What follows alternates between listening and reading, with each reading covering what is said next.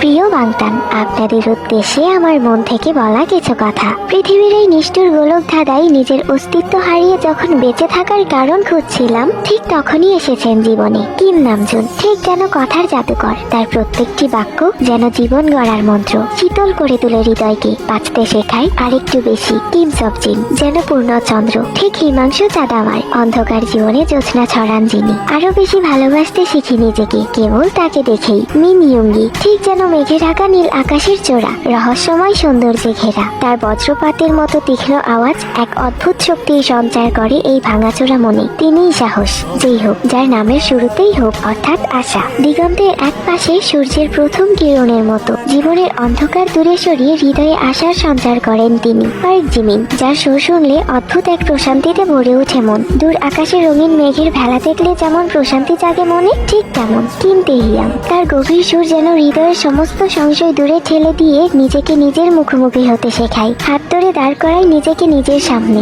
জিয়ন Jungkook ঠিক যেন বয়ে চলা নদীর মতো, তার কাছ থেকেই শিখি থেমে গেলে চলবে না। স্বপ্ন পূরণের পথে নিজেকেই নিজের পথ তৈরি করে নিতে হবে। জীবনে আসার জন্য অসংখ্য ধন্যবাদ বাংতান। ভালোবাসতাম, ভালোবাসি এবং সারা জীবন এভাবেই ভালোবেসে যাব।